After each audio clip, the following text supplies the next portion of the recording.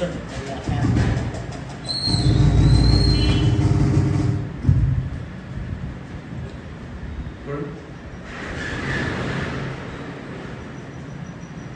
దేవుని స్తోత్రం. మన ప్రభు అయిన యేసుక్రీస్తు పరిశుద్ధమైన నామములో మీ అందరికీ నా హృదయపూర్వకమైన వందనాలు. దేవుని మహాకృప. వాస్తవానికి నేను ఎక్కడ నిలబడను, ఇది మనంతా అనుకుంటే ఏర్పాటైన కూడిక కాదు. ఇది దేవుని చిత్తం, దేవుని ప్రణాళిక. దేవుడు ఈ రోజున ఈ విధంగా నన్ను ఇక్కడ నిలబెట్టడం నిజంగా దేవుని ఉన్నది. దైవ సేవకుల యొక్క సాక్ష్యం అయిన తర్వాత నాకు చాలా సంతోషం అనిపించింది. ఎందుకంటే ఉన్నతమైన డిఫెన్స్లో పనిచేసి, ఆర్మీలో పనిచేసి, మరి వారి ఉద్యోగాన్ని వదులుకొని దేవుని సేవకు రావడం నిజంగా చాలా ఉన్నతమైన విశేషం. అయ్యగారి గురించి, తర్వాత అమ్మగారి గురించి, ఆయన దేశం మొత్తం తిరిగి ఆయన చేసిన ఉద్యోగాల గురించి. ఎందుకంటే ఈ భూమి మీద ఒక ఉన్నతమైన పని ఏదన్నా ఉందంటే దేవుని పని తప్పేది. నేను ఒక aeronautical engineer. 2012 aeronautics action New Delhi ఎయిర్పోర్ట్లో 2013లో నాకు జాబ్ వచ్చింది. ఇదే ఢిల్లీ ఎయిర్పోర్ట్లో. అప్పుడు నా ఫస్ట్ టైం శాలరీ 70,000. అప్పుడు నేను దేవునికి పూర్తిగా సంపూర్ణంగా మారు మనసు పొందక మునుపు నేను ఏరోనాటికల్స్ని సంపూర్ణంగా ముగించాను. జాబ్ కూడా సంపాదించాను. 2013 నవంబర్లో దేవుడిని సేవపించుకున్నాను. దేవుడి మహాకృపను బట్టి నేను నా చదువును, నేను చేసిన వాటన్నిటిని వదిలేసుకుని ప్రభువు సేవకు సమర్పించుకున్నాను. ఎందుకంటే నా అయ్యగారు నా సాక్ష్యం చెప్తూ ఉంటే ఈ 2 మాటలు చెప్పబుద్ది నాకు. నా అయ్యగారితో కూడా చెప్పలేదు. నేను ఎందుకు ఇట్లాంటి విషయాలు చెప్పనంటే, అసలు మనం ఏది వదిలిపెట్టవచ్చు, ఎన్ని లక్షల రూపాయల శాలరీ వదులుకున్నా యేసు రక్తము కింద అసలు దేనికి త్యాగం గొప్పది. ఆయన మనం ప్రేమించిన తీరు గొప్పది. మనం ఎన్ని చేసిన దావీదు అంటాడు, వేలాది నదిని నేను విస్తార తైలంగా మార్చి నీకు ఇచ్చినా కానీ మీ రుణం నేను తీర్చుకోలేదయ్యా. నా మొట్టమొదటి కాన్పు నేను నీకు ఇచ్చినా కానీ నీ రుణం తీర్చుకోలేదు. అంత గొప్ప దేవుడు మన దేవుడు. కనుక మనం సేవ చేయడమే ధన్యత. హల్లెలూయా. మంచిది. లైవ్లో ఉన్నవారు గమనించండి.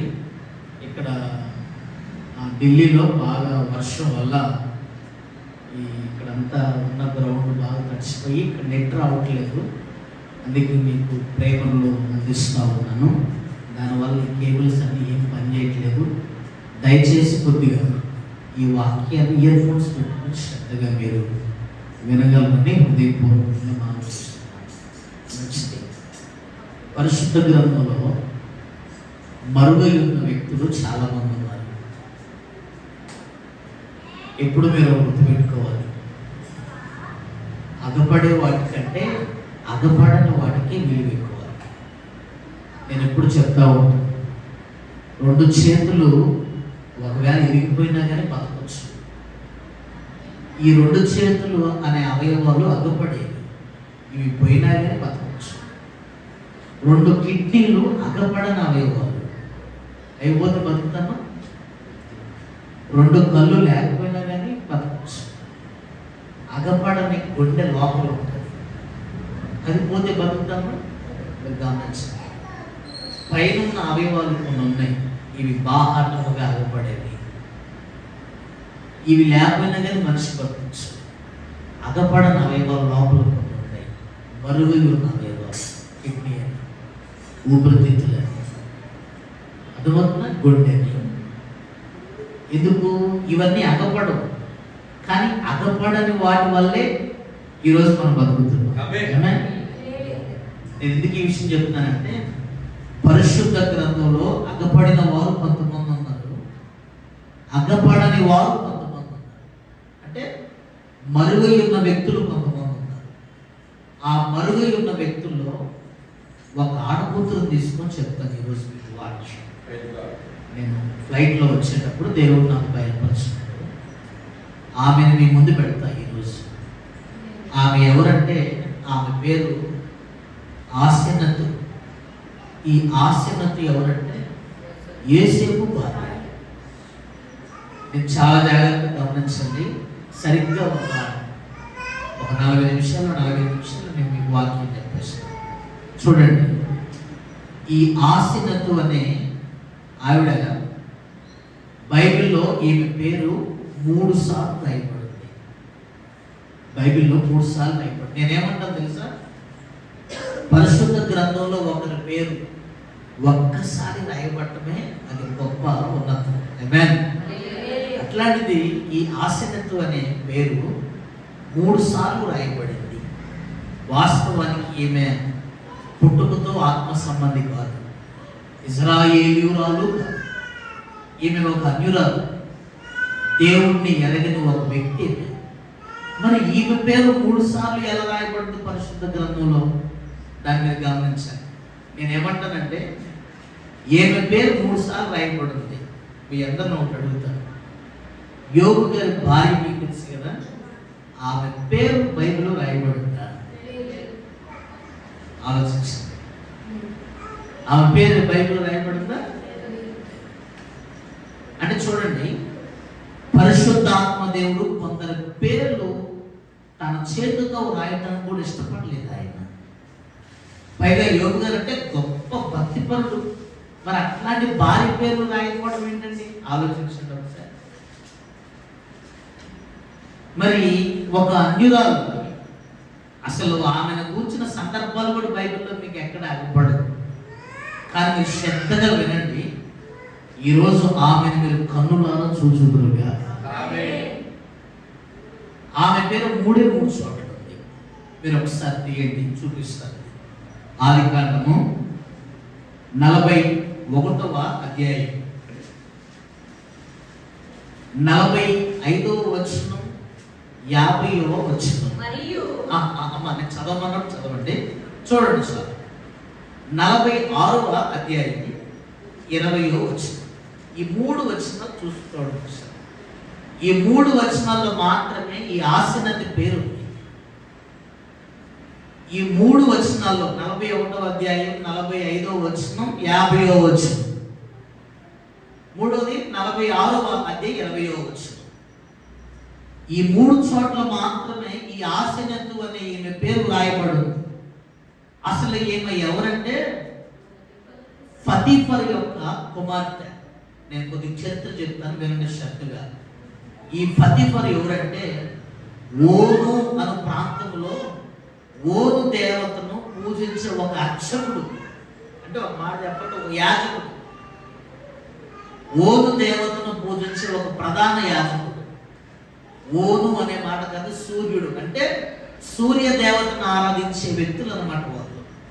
ఓను అనే ప్రాంతంలో సూర్యదేవుడిని ఆరాధన చేసే ఆ యొక్క భక్తిపరుడే ప్రధాన యాజకుడని ఫతీఫర్. ఆమెకు పుట్టిన కుమార్తె ఈ యొక్క ఆసెనతు. అయితే ఈమె పూర్తిగా అన్యురాలు. ఫతీఫర్ కానీ ఫతీఫర్ కుటుంబ సభ్యులు కానీ అసలు పూర్తిగా దేవుడిని గురించిన అవగాహనే. అసలు ఇట్లాంటి అన్యురాలు, ఇట్లాంటి ఒక ఆసెనతు అనే ఒక వ్యక్తి పరిశుద్ధ గ్రంథంలో అసలు యేసేపు భార్యగా మార్చబడడానికి గల కారణం రెండోది. అసలు యేసేపు భార్య కాదు కానండి, ఈ ఆసెనతులో అసలు ఈమె పేరు 3 సార్లు బైబిల్లో ప్రత్యేకంగా రాయడానికి గల కారణం ఏంటంటే, ఖచ్చితంగా ఏమలో కొన్ని ప్రత్యేకతలు ఉన్నాయి కాబట్టి పరిశుద్ధాత్మ దేవుడు ఈమె పేరును 3 సార్లు బైబిల్లో రాశాడు. నేను ఈమెను గురించి ఉపదేశం రాసేటప్పుడు అంత భక్తిపరుడు యోగు, కనీసం ఆమె భార్య పేరు కనీసం రాయలేదు. ఆలోచించండి.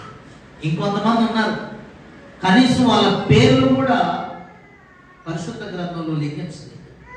అట్లాంటిది ఈమె పేరు ప్రత్యేకంగా ప్రభు అక్కడక్కడ రాయడానికి గల కారణం ఏంటంటే ఆమెలో ఖచ్చితంగా కొన్ని ప్రత్యేకతలు ఉన్నాయి. యేసేపు భార్యగా మార్చబడటం కాదు ఇక్కడ కావాల్సింది. ఆమె పేరు ప్రత్యేకంగా పరిశుద్ధాత్మదేవుడు ఖచ్చితంగా రాయడానికి గల కారణం ఏంటంటే ఆమెలో కొన్ని ఉన్నతమైన ప్రత్యేకతలు ఉన్నాయి. ఆ ప్రత్యేకత నేను మీకు ఈరోజు చెప్తాను. ఇప్పుడు ఒక 5 ప్రత్యేకతలు చెప్తాను, ఆమెలో ఉన్న అనుభవాలు. అప్పుడు మనం వాటిని పోల్చుకోవాలి. ఆసీనత ఎలా అయితే ఉందో ఒక ఇంట్లో ఆడకూతురు అలా ఉండాలి. ఆమేన్.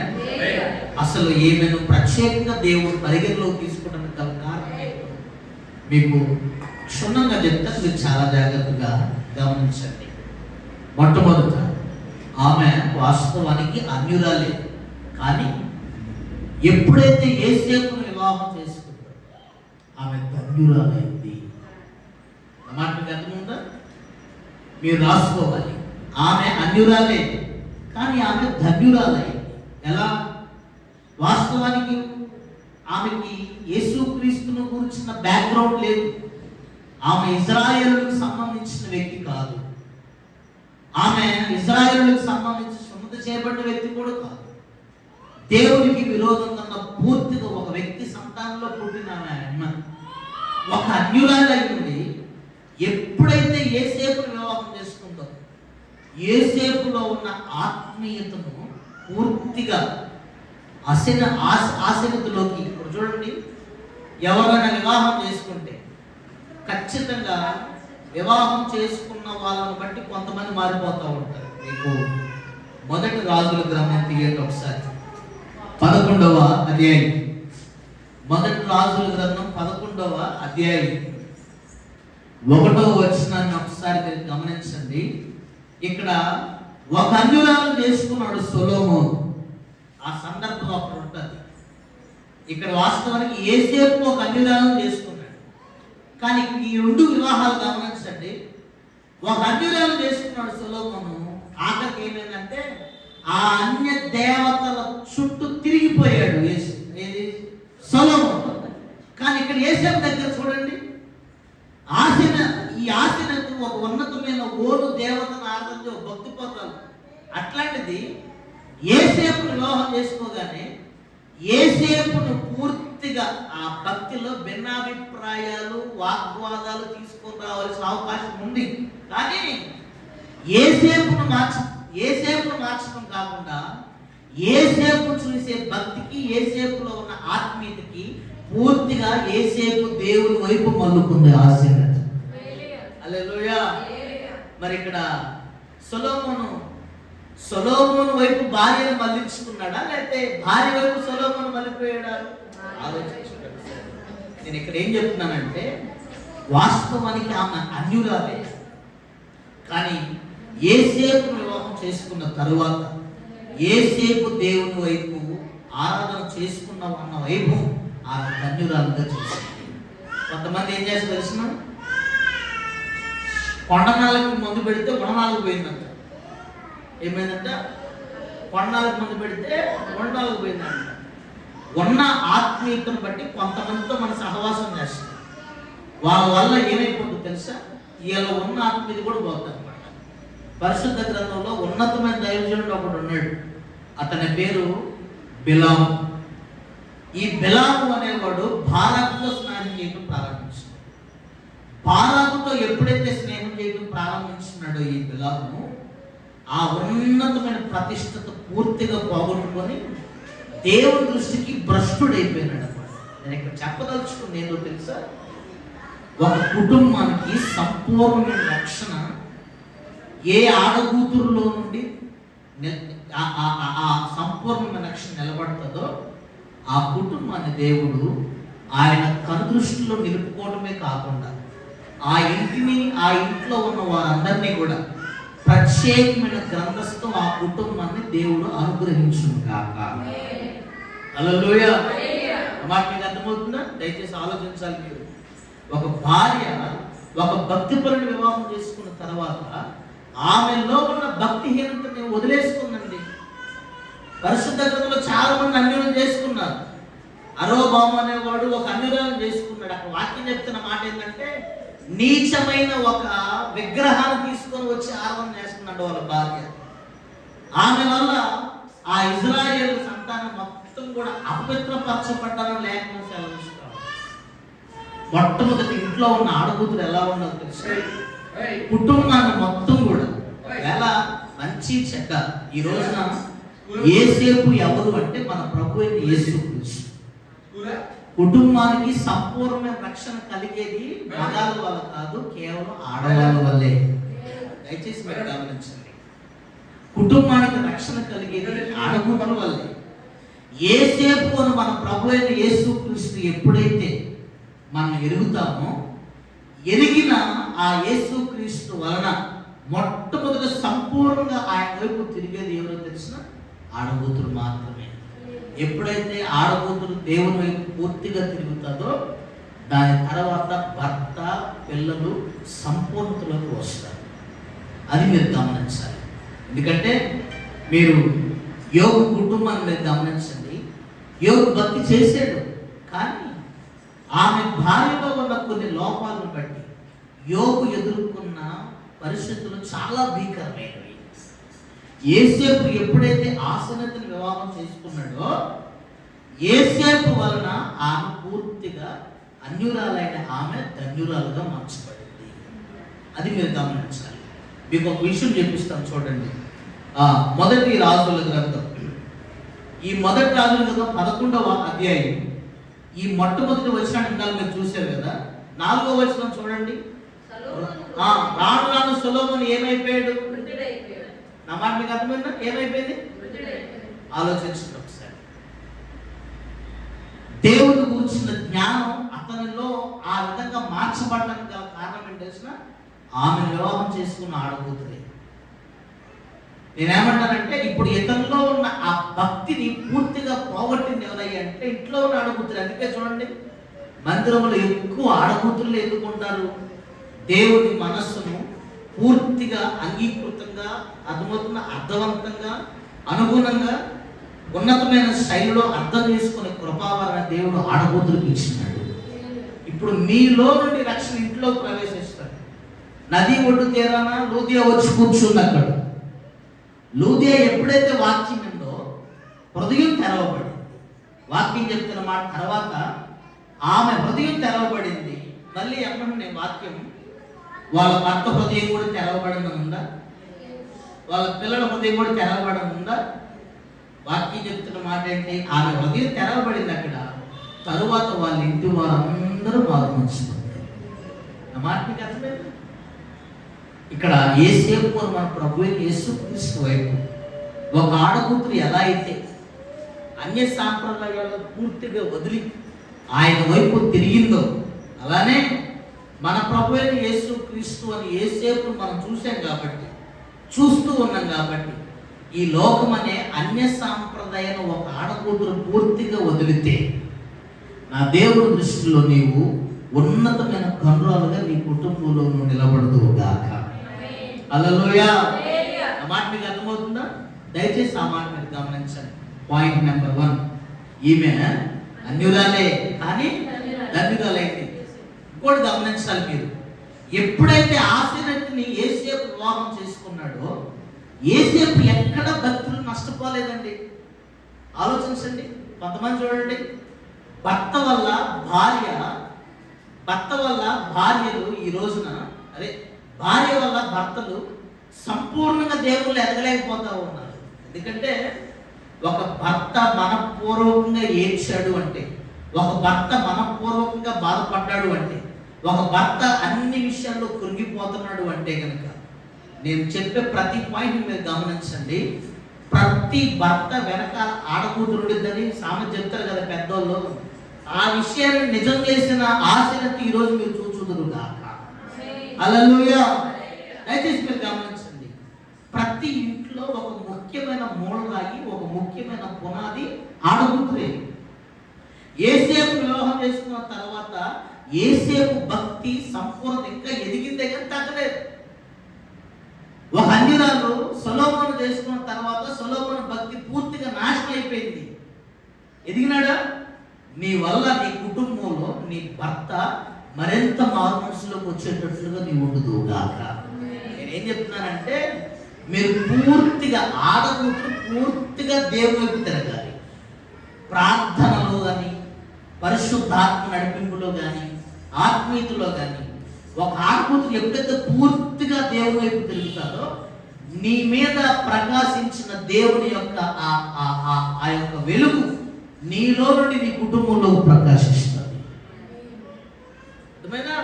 ఆలోచించండి. అంటే ఇది స్త్రీల కూడిక కాబట్టి ప్రత్యేకంగా నేను మీకు ఈ విషయాలు మీకు తెలియపరుస్తున్నాను. కొద్దిగా చెప్తాను. మొట్టమొదట మీరు పూర్తిగా దేవుని వైపు తిరగాలి. ఆశనతో పూర్తిగా యేసేపు వివాహం చేసుకున్న తర్వాత ఆమె అన్య స్వభావాలు, అన్య భక్తిని మొత్తం వదిలేసి పూర్తిగా యేసేపు ఆరాధన చేస్తున్న దేవుని వైపు తిరిగింది. అన్యురాలుగా ఉన్న ఆమె పూర్తిగా ధన్యురాలుగా మార్చబడింది. యేసుక్రీస్తు నామములో మీరు ఒక ఉన్నతమైన గనులుగా దేవుని దృష్టిలో ఉండాలంటే అరాకొర భక్తి, అర్థమవుతున్న నామకార్థమైన భక్తి, ఇట్లాంటి భక్తి చేయకుండా ఎక్కడి నుంచో వచ్చి ఇక్కడ ఉంటున్నారు. మీరు ఇక్కడ అన్య ప్రజల్లో మీరు ఉంటున్నారు, అన్య రాష్ట్రంలో మీరు ఉంటున్నారు. కానీ ఎక్కడైనా కానీ యేసుక్రీస్తు ఆత్మస్వరూపిగా ఉంటాడు ఆయన. మీరేం తెలిసిన ఈ ప్రాంతంలో అన్య స్వభావాల్ని, అన్య ఆచారాలని, అన్య పద్ధతుల్ని మీ కుటుంబంలో ఎక్కడ పొడచూపకుండా పూర్తిగా దేవుణ్ణి నమ్ముకొని ఒక యాత్రికులుగా, ఒక వలసగా మీరు ఇక్కడ కూర్చుంటున్నారు కాబట్టి ఆయన వైపు నీవు పూర్తిగా తిరిగితే నీ వలన నీ కుటుంబం, నీ పిల్లలు దేవుని సన్నిధిలో సాక్షులుగా నిలబడుదురుగాక. హల్లెలూయా. రెండోది, ఆసెనతుడు గొప్ప ఆదరణ కలిగిన భార్య అండి. నేను చెప్తాను చూడండి. ఆదికాండము 41వ అధ్యాయం. ఆదికాండము 41వ అధ్యాయం 50వ వాక్యాన్ని ఒకసారి మీరు చూడండి. అమ్మా నేను చెప్తాను, ఒకసారి చూడండి. 4వ అధ్యాయం 50వ వాక్యం మీరు గమనిస్తే, ఈమె గర్భవతి అయ్యి వెంటనే ఒక కుమారుని కనింది. కుమారుని కనగానే యేసేపు అంటున్నాడు చూడండి ఒకసారి. ఇదిగో ఇదే దేశంలో ఎంతో ఇబ్బంది పడ్డారు, ఇదే దేశంలో ఎంతో బాధ అనుభవించారు. ఇదిగో నా భార్యకు పుట్టిన ఈ మొట్టమొదటి సంతానం ద్వారా నా బాధలు మొత్తం పోయాయి. ఆలోచించండి, నా బాధలు మొత్తం పోయాయి. అతనికి మనిషి అని పేరు. ఆలోచించండి ఒకసారి. ఎప్పుడైతే ఆశీర్వదు యేసేపు జీవితంలోకి వచ్చిందో యేసేపుకున్న బాధలు మొత్తం తొలగిపోయాయి. అది ఆ విధంగా మీరు గమనించాలి. ఇప్పుడు యేసేపు అంటున్న మాట ఏం తెలిసిన, ఇదిగో నా భార్య గర్భవతి అయింది, ఇదే ప్రాంతంలో ఇదే ప్రజల మధ్య, ఈ ఇంటికి సంబంధించిన మనుషులే, నా భార్యకి సంబంధించిన మనుషులే ఇదే దేశంలో ఇదే రాష్ట్రంలో నరకం అనుభవించారు, నెమ్మది లేకుండా అనేకమైన బాధలను అనుభవించాడు. అయితే ఎప్పుడైతే ఆశనెత్తుని నేను వివాహం చేసుకున్నాను, ఆ వివాహం చేసుకున్న తరువాత మనుషులు చేతులు పట్టుకొని యేసేపు అంటున్న మాట, నేను ఈ ప్రాంతంలో పడ్డ బాధలు ఏవైతే ఉన్నాయో వాటన్నిటి నుంచి నా దేవుడు నాకు విడుదలిచ్చినాడు అని అతనికి మనిషి అని పేరు. ఆలోచించండి ఒకసారి. యేసేపు అక్కడ ఎంతో బాధపడుతున్నాడు. బాధపడుతున్న యేసేపుకి ఆశీర్వదు ఎలా ఉందో తెలిసిన గొప్ప ఆదరణ గల భార్యగా అనుగ్రహింపబడింది. ఆమేన్. ఒక భర్త బాధల్లో ఉంటే, ఇబ్బందుల్లో ఉంటే భార్య ఎలా ఉండాలి తెలిసిన ఆదరణ కలిగిన భార్యలా ఉండాలి. అర్థమవుతుందా? భార్య ఎప్పుడు ఇంటికి గొప్ప ఆదరణగా ఉండాలి. కానీ ఈ రోజున చాలా మంది కుటుంబాలు భార్య ఒక ఇబ్బందిగా మారిపోతుంది కుటుంబాలు.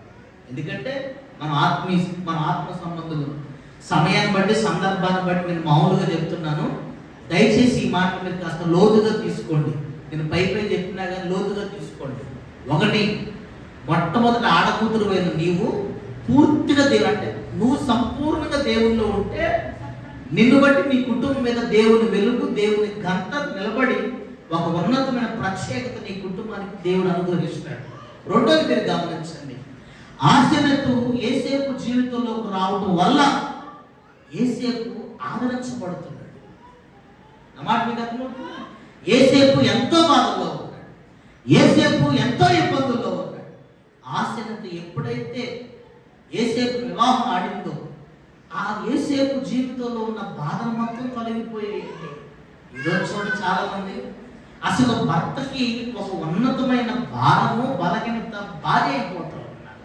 నీ కుటుంబానికి నువ్వు ఆదరణ కలిగిన భార్యగా ఉండాలి కానీ, ఆదరించే భార్యగా ఉండాలి కానీ, ఒక ఉన్నతమైన బలమైన శక్తి కలిగిన ఆడబుద్ధులుగా నీ ఇంటికి ఉండాలి కానీ, నీ కుటుంబాన్ని నీ భర్తని బలహీనపరిచే ఆడబుద్ధులుగా నువ్వు ఉండకూడదు.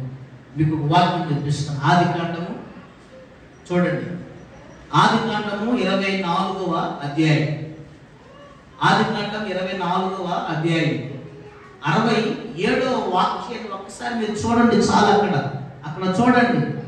వాస్తవానికి ఇస్సాకు చాలా దుఃఖంలో ఉన్నాడు, ఇస్సాకు చాలా బాధలో ఉన్నాడు.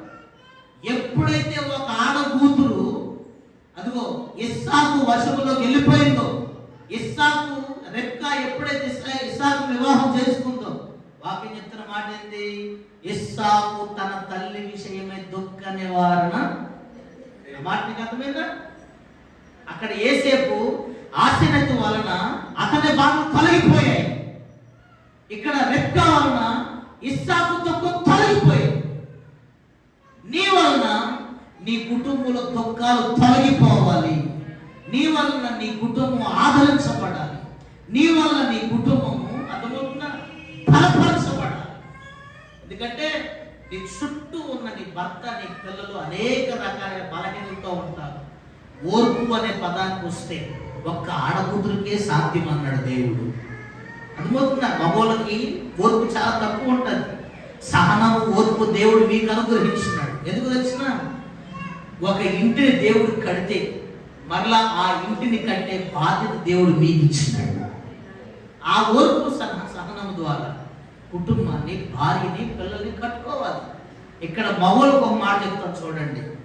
చాలా మంది అయితే మా భార్య వల్ల మాకు దుఃఖాలు ఎక్కువైతే, ఇక్కడ ఇస్సాకు చూడండి. ఇస్సాకు ఎప్పుడైతే ఇస్సాకు జీవితంలోకి ఎప్పుడైతే రెబ్కా వచ్చిందో, ఇస్సాకు ఏమి నివారణ పొందాడు? దుఃఖ నివారణ పొందాడు. నేను ఒక మాట అంటాను ఇక్కడ, అక్కడ రెబ్కా వలన ఇస్సాకు దుఃఖ నివారణ పొందడానికి గల కారణం ఏంటంటే, ఇస్సాకు ఒకటి చేశాడు అక్కడ. ఏమని? శారా ఉంటున్న గృహంలో తీసుకెళ్ళాడు. నా మాట మీకు అర్థమవుతుందా? శారా గృహంలో తీసుకెళ్ళి, దాని అర్థం ఏంటి? శారా అంటే వాళ్ళ అమ్మ. అంటే ఇక్కడ ఏం సూచిస్తుందంటే, వాళ్ళ అమ్మను ఇస్సాకు ఎలా అయితే ప్రేమిస్తున్నాడో, వాళ్ళ అమ్మను ఇస్సాకు ఎలా అయితే ప్రేమిస్తున్నాడో, అదే ప్రేమతో రెబ్కాను కూడా ఇస్సాకు ఆ విధంగా ప్రేమిస్తున్నాడు. ఇక్కడ చాలా మంది మగవాళ్ళ భార్యను ప్రేమించరు, రెస్పెక్ట్ అంటారు. ఎప్పుడైతే మన భార్యని ప్రేమిస్తామో, ఇక్కడ చూడండి, ఇస్సాకు వాళ్ళ అమ్మ ఇస్సాకు ఎలానో భార్య కూడా అలానే. ఈరోజు చాలా మంది మగవాళ్ళు చేసే చిన్న మిస్టేక్ అదే. నాకేం చూడట్లేదు, నన్ను ఇష్టపట్టలేదు, నేనంటే ఆమె ప్రేమ లేదంటే అసలు ప్రేమిస్తూ మర్చిపోతున్నారు. ఈరోజు మగవాళ్ళు వాళ్ళ అమ్మతో ఎలా ఉంటారు? వాళ్ళ అమ్మతో ఉన్నట్టు భార్యతో ఉండొచ్చు కదా, అదే చేయట్లేదు ఈ రోజున మగవాళ్ళు. వాళ్ళ అమ్మగారితో, వాళ్ళ నాన్నగారితో వాళ్ళ భర్త ఎలా అయితే ఉంటాడో భార్యతో అలా ఉండట్లేదు. ఇక్కడ చూడండి, వాక్యం చెప్తుంది, శారా ఉంటున్న గృహంలోకి, ఆ గుడారంలోకి తీసుకెళ్ళి. దాని అర్థం ఏంటి? వాళ్ళ అమ్మను గురించి ఎంత బాధపడుతున్నాడు, వాళ్ళ అమ్మ మీద ఎంత ప్రేమతో ఉందో, ఆ ప్రేమ మొత్తం కూడా ఇప్పుడు తన భార్య రెబ్కా మీద చూపిస్తున్నాడు ఇస్సాకు. ఈ రోజున భర్తలు మొత్తం కూడా భార్యను ఆ విధంగా ప్రేమిస్తే వేరే ఆలోచన ఆడబుద్ధులకు రానే రాదు. ఆ ఒక్క చిన్న మిస్టేక్ చేస్తున్నారు కాబట్టి కుటుంబాలు విడిపోతూ ఉన్నాయి. మన మధ్య అట్లే అంది అన్న, ఆ విధంగా ఉంటే నేను ఎందుకు కోపడతాను, నేను ఎందుకు ఈ విధంగా చేస్తానంటే, నేను అప్పుడు వాళ్ళ ఆయన పిలిచి ఈ విధంగా చెప్పినాను. ఇస్సాకు శారా గుడారములోకి రెబ్కాను తీసుకెళ్ళిన మాటకు అర్థం ఏంటంటే, వాళ్ళ అమ్మని ఎంత విధంగా ప్రేమించాడో అదే ప్రేమ తన భార్య రెబ్కాను చూపించాడు. కాబట్టి రెబ్కా వలన ఇస్సాకు దుఃఖ నివారణ పొందాడు. ఒక ఆడకూతురు భర్తకి బాధలు లేకుండా చేయాలంటే భర్త ఎలా ఉండాలో తెలిసిన ఆ భార్యను వాళ్ళ అమ్మని ఎలా అయితే ప్రేమిస్తున్నాడో అదే ప్రేమతో భార్యను కూడా ప్రేమించాలి. లైవ్లో ఉన్న వాళ్ళు కూడా చాలా జాగ్రత్తగా గమనించాలి. అంత బలం ఇవ్వాలండి. అసలు పరిశుద్ధ గ్రంథంలో ఉన్నతమైన దంపతులు ఒక ఇద్దరు ఉన్నారు చెప్పనా. అసలు ఒక భర్త ఒక భార్యను ఎలా ఆదరిస్తున్నాడు, ఎంత ప్రేమిస్తున్నాడు చూడండి. పరిశుద్ధ గ్రంథంలో హన్నా అని ఒకటి ఉంది. ఆమెకి వివాహం లేదు, అదే పిల్లలు లేనప్పుడు తెగ బాధపడుతూ ఉంటే ఈ హన్న భర్త అయిన ఎల్కానా ఏమన్నాడు తెలుసా? మరి ఎందుకు బాధపడతావు? అతను అన్న మాట, 10 మంది పిల్లల కంటే నేను నీకు శ్రేష్టమైన వాడిని కాదా? అబ్బా, అంటే మీరు గమనించండి, ఎల్కానా తన భార్యతో ఏం చెప్తున్నాడు తెలిసిన? నేను నీకు ఎట్లా తెలుసా, కొడుకులంటోడిని. నేను అంటాను, ఎప్పుడైనా ఒక భర్త భార్య కొడుకు అవుతాడా? అసలు అవుతాడా? అసలు సాధ్యమేనా? కానీ చూడండి, తన భార్యని అసలు ఆదరించడం కోసం, అతని భార్య మీద తన ప్రేమను ఎలగట్టుకోవడం కోసం తనకు తానే భర్తగా ఉన్నవాడు తన భార్యకి కొడుకుగా అయిపోయి మాట్లాడుతున్నాడు. అక్కడ ఆ మాట పరిశుద్ధ గ్రంథంలో ఒక్కడు కూడా లేదు. ఇంకా అబ్రహాం కష్టం వచ్చినప్పుడు నువ్వు నా చెల్లని చెప్పు అన్నాడు. మరి అట్లాంటి దుర్మార్గాలు చేయలే ఎల్కానా. చూడండి ఎంత ఉన్నతంగా అన్నాడు. ఎందుకు బాధపడుతున్నావు? ఆ ఒక్క మాట అన్నాను ఎంత సంతోషపరుస్తుంది అనుకున్నాను. 10 మంది కొడుకులు కంటే, అంటే 10 మంది కొడుకులు తన భర్తతో సమానం చెప్తున్నాడు. ఎందుకు బాధపడుతున్నావు? నేనెవరిని? నాకెళ్ళి చూడు. నేను ఎట్లా తెలుసా? 10 మంది కుమారులు కంటే నేను నీకు శ్రేష్టమైన వాడిని కాదా? హల్లెలూయా! ఎంత గొప్ప మాట అండి అసలు అది. భర్త భార్యకి అలా ఉండును గాక. అంత ప్రేమగా ఉండాలి భర్త. అంతేగాని సూటిపోటు మాటలతో లేనిపోని ప్రవర్తనతో గాయపరిచే విధంగా ఉండదు. అయితే ఇప్పుడు వాళ్ళు లేరు కాబట్టి, మీరే ఉన్నారు కాబట్టి మీ వరకు మీరు గమనించుకోండి. ఒకటి, మీరు చేయవలసింది మీరు చేయండి. నిర్ణయ కాలం నా దేవుడిని భర్తలా మార్పును తీసుకుని వచ్చును గాక. పురుషుల కొడుకులు మరి అధ్వానంగా మాట్లాడతాను నేను. అది వచ్చిన బైబిల్లో కూడా కొన్ని బూతులు ఉన్నాయి. మనం మాట్లాడుకున్న బూతులు కాకుండా అవి ముందు పెట్టి మాట్లాడతారు. ఫస్ట్ మీరు మీరు చేయండి. నా దేవుడి కృప మీకు తోడుగా ఉంటుంది. ఎల్కానా చూడండి హన్నాని ఎలా బలపరుచుకుంటున్నాడు. ఆ బాధల్లో ఉన్న ఎల్కానా చూడండి ఎలా మాట్లాడుతున్నాడు. బాధపడ మాకు, నేను ఒక్కడిని 10 మంది కొడుకులతో సమానం నీకు అన్నాడు. అసలు ఒక భర్త అనకూడని పదాన్ని తన భార్యను సంతోషపరచడం కోసం ఒక భర్త అంటున్నాడు. మీ భర్తలు ఆ విధంగా తయారవుతున్నారు గాక. ఆమేన్. నా దేవుని కృప మీకు తోడుగా ఉండాలి. కొంతమంది ఆడవాళ్ళు అలా ఉండరు. కుటుంబానికి బలంగా నువ్వు ఉండాలి, కానీ బలహీనతగా నువ్వు ఉండకూడదు. నీ వల్ల నీ భర్త ఆదరించబడాలి. నీ వల్ల నీ కుటుంబంలో ఉన్న పెద్దోళ్ళే కానీ పిల్లలే కానీ ఆదరించబడాలి. నువ్వే ఒక బలహీనమైపో, నువ్వే ఒక ముళ్ళుగా మార్చబడకూడదు. ఎందుకంటే ఎన్నో కుటుంబాలు ఆడకూతుల వల్లే పాడైపోతూ ఉన్నాయి.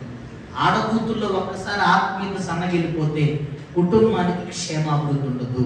ఎందుకంటే నా దేవుని యొక్క కనికరము, ఆయన ఉన్నతమైన బలం ఆడవాళ్ళ మీద పరిశుద్ధ గ్రంథాలు ఎక్కువగా పనిచేసింది. మగవాళ్ళ క్యారెక్టర్ వేరు, ఆడవాళ్ళ క్యారెక్టర్ వేరు, 2 విభజించినాడు దేవుడు. కానీ ఉన్నతంగా నా దేవుడు ఆయన పనిని సంపూర్ణ సిద్ధి భూమి మీద నందించుకోవడం కోసం ఎన్నుకున్న ఉన్నతమైన ఘటములు మీరు. ఆ కృప నా దేవుడు మీలో మరింత పొదిగించును కాక. చూడండి, 3వ విషయం చెప్తాను. ఈ ఆశనతు తన పిల్లల్ని ఉన్నతమైన క్రమశిక్షణలో పెంచిందండి. మీకు ఒక విషయం చెప్తాను. వాస్తవానికి 12 గోత్రాలు పరిశుద్ధ గ్రంథం మొత్తం మీద.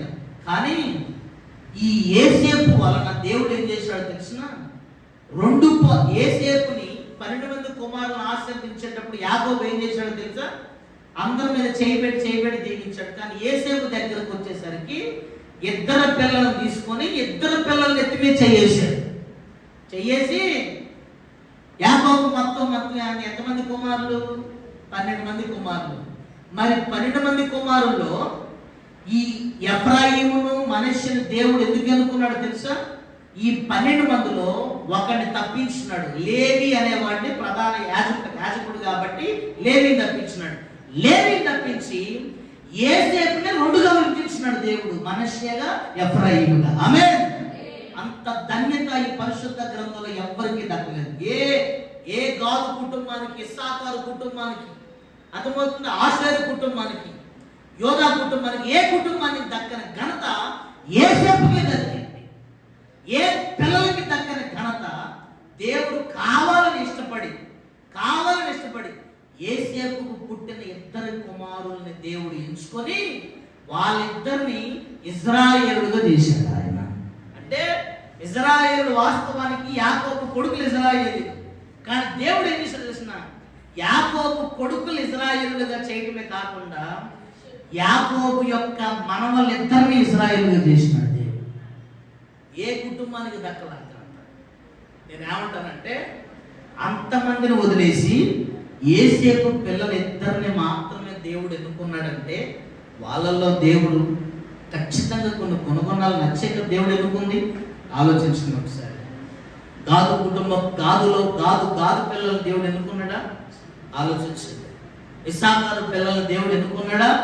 ఆలోచించండి. మిగతా 11 మంది కుమారులు వాళ్ళ పిల్లల గురించి మాట్లాడేటప్పుడు దేవుడు ఏమన్నాడు? ఒరే నువ్వు కట్ల పావులు అంటుడురా అన్నాడు ఒకడిని. ఇంకోడేమో అర్థమవుతుందా, గాదు యొక్క నరాలను తెగనరికే వాడవు నువ్వు అని చెప్పి ఇంకోటి అన్నాడు. కానీ యోసేపు కుటుంబం దగ్గరకు వచ్చేసరికి మాత్రం యోసేపు కడుపున పుట్టిన 2 పిల్లల్ని ప్రత్యేకమైన ఇశ్రాయేలుగా దేవుడు మార్చాడు. అంటే ఎంత క్రమశిక్షణలో పిల్లల్ని, ఎంత ఉన్నతంగా ఆమె పెరిగి, ఎంత ఉన్నతంగా ఆ పిల్లల్ని పెంచుతుందో మీరు గమనించండి. యేసుక్రీస్తు నామములో నీ కుటుంబంలో నీ చేతులతో పెంచబడుతున్న నీ పిల్లలు రేపొద్దున దేవుని కొరకు ఉపయోగపడుదురుగాక. హల్లెలూయా. అంటే ఒక మాట చెప్పాలంటే, అసేనతు తన పిల్లల్ని ఎవరి కోసం పెంచిందో తెలుసా? దేవుడి కోసమే. అది ఏమే చూడండి ఒకసారి. ఆది కాండము నేను చెప్పే ఈ విషయాన్ని మీరు ఒకసారి నోట్ చేసుకోండి. ఆది కాండము 41వ అధ్యాయం 51వ వచనాన్ని మీరు ఒకసారి నోట్ చేసుకుంటే అక్కడ ఒక్కో మాట మీరు గమనించండి. 2 పిల్లల ద్వారా ఆమె విశ్వాసాన్ని ఒప్పుకోలుగా మార్చుకుంటుంది. ఏమని? నేను ఎప్పుడైతే యోసేపు వివాహం చేసుకున్నాను, దేవుడు మా బాధలు మొత్తం తీశాడు. 2, మా దేవుడు మమ్మల్ని 2 అభివృద్ధి చేశాడు. ఇక్కడ మీరు గమనించండి, ఆమెకు పుట్టిన పిల్లల ద్వారా దేవుని పట్ల విశ్వాసాన్ని పిల్లల ద్వారా ప్రజల ఎదుట కనపరుచుకుంటుంది ఆమె.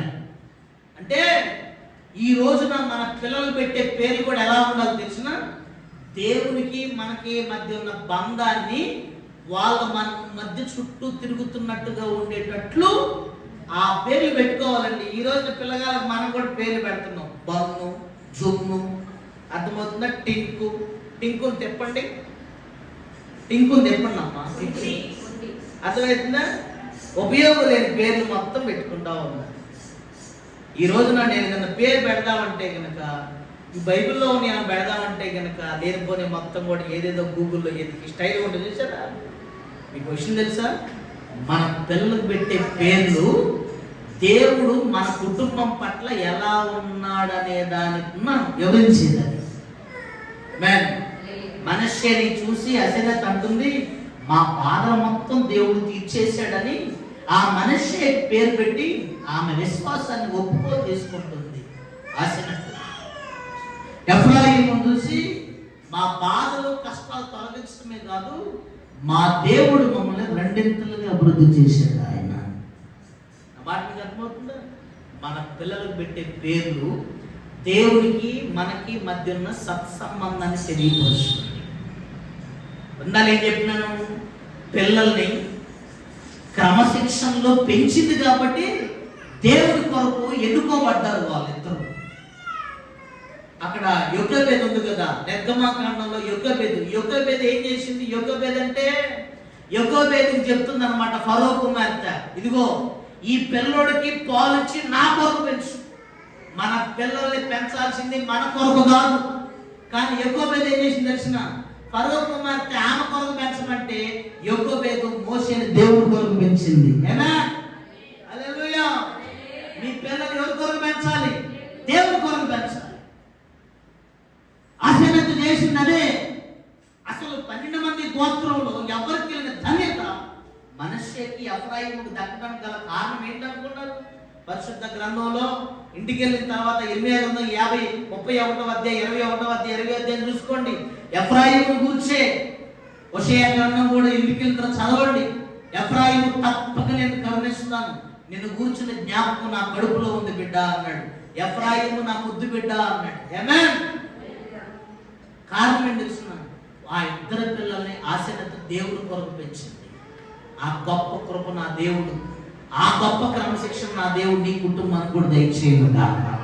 పిల్లలు ఏం చేస్తున్నారు, ఎలా ఉన్నారు, ఏం మాట్లాడుతున్నారు, వాళ్ళ భక్తి ఎలా ఉంది, వాళ్ళ క్రియలు ఎలా ఉన్నాయి, వీటన్నిటిని మీరు గమనించుకోవాలండి. పోస్టులో కూర్చున్న విద్యలాగా ఆధ్యాత్మికత మీ పిల్లలకు మీరు పోయేదురుగా. ఆమేన్. రెండోది మీరు గమనించండి, ఆదికాండం 1 ఆశీర్వతు పూర్తిగా యోసేపు వైపు త్రిప్పబడింది. అంటే దేవుని వైపు పూర్తిగా త్రిప్పబడి కుటుంబాన్ని ప్రభువులో నిలుపుకుంది. రెండోది మీరు గమనించండి, ఆశీర్వతు ఆదరణ కలిగిన భార్య. మూడోది ఆశీర్వతు క్రమశిక్షణలో పిల్లల పంచింది. నాలుగోది అర్థమవుతున్న పిల్లల్ని అదే తమ విశ్వాసాన్ని పిల్లల ద్వారా తమ విశ్వాసాన్ని పిల్లలకు పేర్లు పెట్టి కనపరుచుకుంటుంది. అది ఆమేన్. అలా అలా అలా ఉండాలి. ఆఖరి మాట చెప్తాను చూడండి, ఉన్నతమైన మాట ఇది. ఆదికాండం 2 పాలు దీవెన ఈ యొక్క పిల్లలకి దేవుడు కలిగించడానికి గల కారణం ఏంటంటే యాకోబు 2 చేతులు ఆ పిల్లల మీద పెట్టాడు. అందుకనే ఆ పిల్లల ద్వారా మా విశ్వాసం ఎలా ఉంది, నా విశ్వాసం ఇదని ఒప్పుకోలు చేసుకుంటున్నాను అన్నమాట. చూడండి ఆఖరి పాయింట్, ఆదికాండము 45వ అధ్యాయం 9వ వాక్యాన్ని ఒకసారి మీరు గమనించండి. ఆదికాండము 45వ అధ్యాయం 9వ వాక్యం శ్రద్ధగా అటు చూడండి, నేను చెప్తాను. అక్కడ వృద్ధాప్యంలో ఉన్న వాళ్ళ నాన్నకి కబురు పంపిస్తున్నాడు యోసేపు. యా నేను బాగానే ఉన్నాము, దయచేసి మీరు మా దగ్గరకు రండి, నాన్నగారు మీరు రండి, తమ్ముడు తీసుకొని రండి, ఇంటి వారందరూ రండి, మీ పేదలకు లేకుండా నేను మీకు అన్నం పెట్టి మీకు అన్ని చూసుకుంటాను రండి అని పిలుస్తున్నాడు యోసేపు.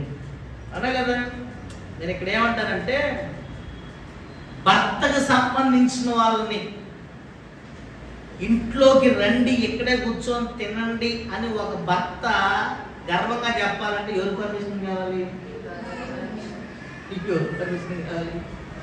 మరి ఇక్కడ యోసేపు అంత గర్వంగా దయచేసి మీరు అందరూ రండి, ఇంట్లో కూర్చోబెట్టి మీ పేదరికమే లేకుండా చేస్తాను నాన్న, ఇబ్బంది ఏమీ లేదు అని యోసేపు వాళ్ళ నాన్నగారికి ఆ కబురు పంపడానికి గల కారణం ఏంటో తెలుసా? ఇంట్లో ఉన్న ఆశీనతు అంత సహృదయం కలిగింది, అంత ఉత్తమమైన కోడలు, అంత ఉత్తమమైన గుడిగిది. నా మాట మీకు అర్థమైందా? ఈరోజు చాలా మంది అత్తల మామలకి అన్నం పెట్టాలంటే కోపలు వస్తున్నాయి జనాలకి. అత్తల మామను చూసుకోవటం అంటే ఒక్కరు పిచ్చెక్కుతుంది అనమాట. నేనేమంటానంటే, ఇంట్లో ఉన్న ఆడకూతురు కరెక్ట్గా లేకపోతే మొగుడు తల్లిదండ్రులకు ఫోన్ చేసి మా ఇంటికి రండి అని అంటాడా? కానీ ఇక్కడ యోసేపు ఏమంటున్నాడు? రండి. అంటే ఆశీనత ఎంత ఉన్నతమైన గమనించండి, ఎంత ఉత్తమమైన ప్రవర్తన కలిగి మీరు గమనించండి. యోసేపు కోరుకున్నాడు, మీరు రండి అన్న, మా ఇంట్లో ఉండరు, తమ్ముని తీసుకొని రండి, పేదరికమే మీకు లేకుండా నేను చేస్తాను. హైదరాబాద్లో ఒక తెలిసిన సేవకుడు నాకు ఫోన్ చేసి, ఒక చిన్న సెటిల్మెంట్ ఉందన్న, విశ్వాసులు భార్య భర్తలతో రండి అని తీసుకెళ్ళాడు. నాకు ఉన్నది ఏంటంటే సెటిల్మెంట్కి పోను, ఎందుకంటే భార్య భర్తల మధ్య ఉంటే అనుకో ఖచ్చితంగా ఒకరు మెప్పన ఒక తప్పనాలి కదా, ఎడు చూసినా తల నొప్పని పోని.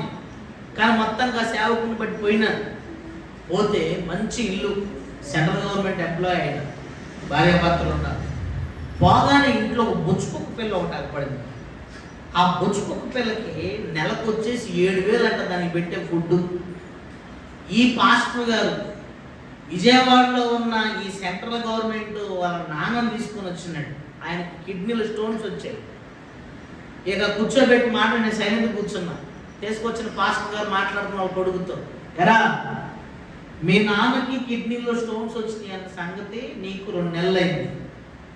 ఈ బొచ్చుకొక్క పిల్లకి నెలకు వచ్చి 7,000 పెడుతున్నావు నువ్వు, అర్థమవుతుందా? సెంట్రల్ గవర్నమెంట్ ఎంప్లాయీ, ఆయన కష్టపడి చదివించుకున్నాడు అని ఆ మాట ఈ మాట అనుకుంటూ కనీసం తల్లిదండ్రులకి నెలకు వచ్చిన 2,000 పంపలేదా, 1,000 రూపాయలు పంపారా? నేను మొన్న విజిటింగ్కి వెళ్తే మీ నాన్న ఈ పరిస్థితుల్లో ఉంటే కావాలని మీ నాన్న తీసుకొని వచ్చినాను, అర్థమవుతుందా? అసలు కనీసం నీకు సంస్కారం ఉందా నీకు అని పెద్ద పెద్ద మాటలను పెడతా ఉన్నాడు అనమాట. ఎవరు? ఆ పాస్టర్ గారు ఆ ఇంట్లో ఉన్న ఆ అబ్బాయి కొడుకుని. ఆ అబ్బాయి హైదరాబాద్ ఉద్యోగం చేస్తున్నాడు, వాళ్ళ నాన్న చేసుకొచ్చినాడు సేవకుడు అనమాట. అసలు నీకు సంస్కారం ఉందా, నువ్వు మగోడువే నాన్న గట్టిగా అంటే ఈ మాట ఇంట్లో ఉన్న హోమ్ మినిస్టర్ అండి. ఆ మనిషి ఆడ నా దిరిట్లో ఎక్కడ గదిలో ఉంటుందండి, మొత్తానికి ఏదో పిండో ఏదో రుద్దున్నట్టుంది. ఎప్పుడైతే ఈ పాస్టర్ గారు గట్టిగా మాట అంటే ఆ మనిషి పప్పు కొద్దు పట్టినట్టు వచ్చేది గదిలోకి ఎట్టొచ్చి ఆ పాస్టర్ మీద ఏం మాట్లాడతాం మేము, జనాలు పెట్టడానిక మేము చేసేది, జనాలు పెట్టడానిక మేము చేసేది మొత్తం మేము చేస్తున్నాం. నా మాట మీకు అర్థమవుతుందా?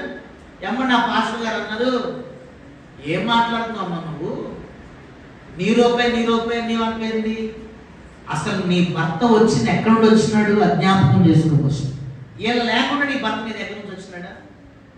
ఆ మాట అంటే అర్థమవుతుందా? మీరు పాస్టర్ గారు ఇట్లా మాట్లాడకూడదు మీరు అని ఏదేదో నిమిషాన్ని సైలెంట్ వేసి ఇక ఆమె పప్పు చేతిలో ఉంది కదా, ఇక నేను మాట్లాడి సైలెంట్గా ఉన్నాను, నేను ఏం మాట్లాడుతున్నాను అది పప్పు కుదురు ఆమె చేస్తే సైలెంట్గా ఉన్నాను, మీ సైలెంట్గా ఉన్నట్టుంది. ఏది ఆమె ఆయన్ని నాకు అర్థమైంది కథ, మళ్ళీ నోరెత్తి మళ్ళీ మనకేంటి కానీ ఇక ఆయన సైలెంట్ అయిపోయి ఆయన నాకు అన్నాడు, నువ్వు మాట్లాడు నీ దండం పెడితే నేను మాట్లాడినా.